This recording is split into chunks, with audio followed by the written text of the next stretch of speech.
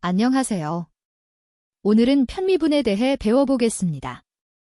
이전 시간에 우리는 변수가 하나인 함수의 미분을 배웠습니다. 그런데 신경망에서는 수천, 수백만 개의 가중치가 있습니다. 이렇게 변수가 여러 개일 때 각 변수에 대해 따로따로 미분하는 것이 바로 편미분입니다. 오늘 배울 내용을 정리해 볼까요? 첫 번째, 편미분이란 무엇인지. 두 번째, 편미분 계산하는 방법. 세 번째, 그레디언트의 개념. 네 번째, 신경망에서 편미분이 어떻게 사용되는지. 지금부터 시작합니다.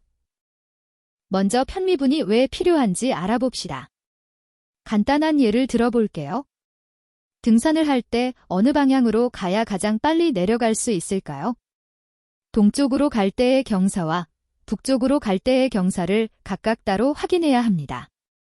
이것이 바로 편미분의 개념입니다.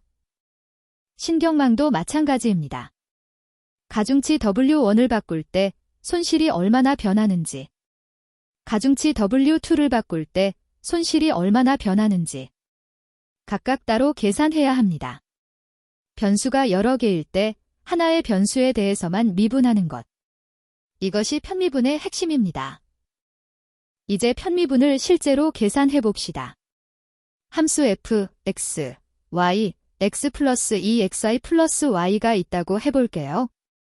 x에 대한 편미분은 어떻게 할까요? y를 상수로 취급하고 x에 대해서만 미분합니다. x를 미분하면 2x. 2xy에서 y는 상수니까 x만 미분하면 2y. y은 x가 없으니까 0. 따라서 x에 대한 편미분은 2x 플러스 2y입니다. 같은 방법으로 y에 대한 편미분도 해볼까요? 이번엔 x를 상수로 취급합니다. x는 y가 없으니까 0. 2xy에서 x를 상수로 보면 2x. y를 미분하면 2y. 따라서 y에 대한 편미분은 2x 플러스 2y입니다. 핵심은 다른 변수를 상수처럼 취급하는 것입니다. 이제 그레디언트를 배워봅시다. 그레디언트란 모든 편미분을 모아놓은 벡터입니다. 기호로는 나블라 f라고 쓰고 다음과 같이 표현합니다. 나블라 f, fx, fy. 왼쪽에 x에 대한 편미분, 오른쪽에 y에 대한 편미분이 들어갑니다. 그레디언트가 중요한 이유가 있습니다. 그레디언트는 함수가 가장 빠르게 증가하는 방향을 가리킵니다. 반대로 말하면 그레디언트의 반대 방향이 가장 빠르게 감소하는 방향입니다. 이것이 바로 경사하강법의 핵심입니다.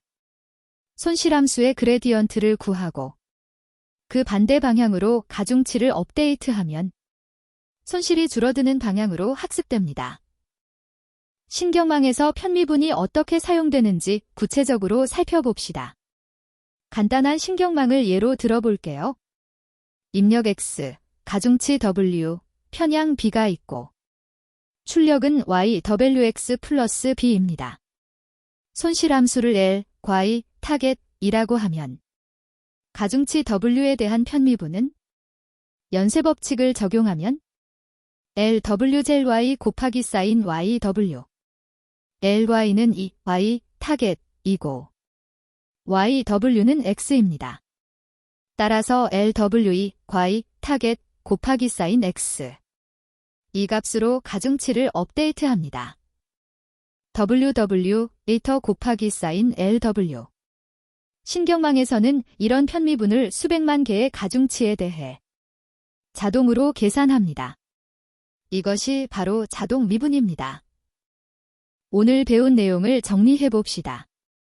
첫 번째, 편미분이란 변수가 여러 개일 때 하나의 변수에 대해서만 미분하는 것입니다. 다른 변수는 상수로 취급합니다. 두 번째, 그레디언트란 모든 편미분을 모아놓은 벡터입니다. 가장 빠르게 증가하는 방향을 나타냅니다. 세 번째, 경사하강법에서의 활용. 그레디언트의 반대 방향으로 가중치를 업데이트하면 손실이 줄어드는 방향으로 학습됩니다. 핵심 메시지. 신경망에 수백만 개 파라미터 각각의 편미분을 적용합니다. 이것이 AI 학습의 핵심 원리입니다. 다음 시간에는 연쇄 법칙에 대해 더 자세히 배워보겠습니다. 감사합니다.